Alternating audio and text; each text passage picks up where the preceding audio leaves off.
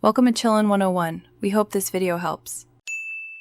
You start by taking immediate safety steps. Remove the train and batteries, then visually scan the layout for gaps or bent rails. Once done, clear visible debris with a dry brush so you can see damaged joints. Use a magnifier if needed. Next, test connector alignment by gently pushing two adjacent track ends together to feel for play. Make sure to keep small parts in a tray.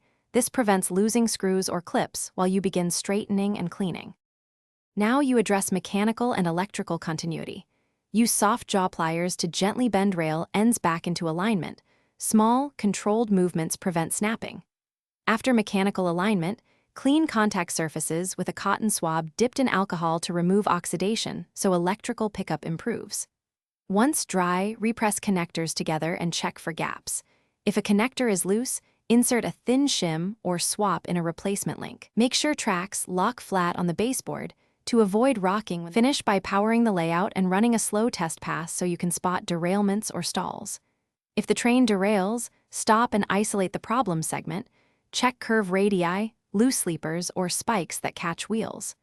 Once you fix the offending piece, run a few laps at varying speeds to ensure consistent contact and alignment. If problems persist, inspect wheel gauge and clean wheels. This single troubleshooting tip, replacing one warped.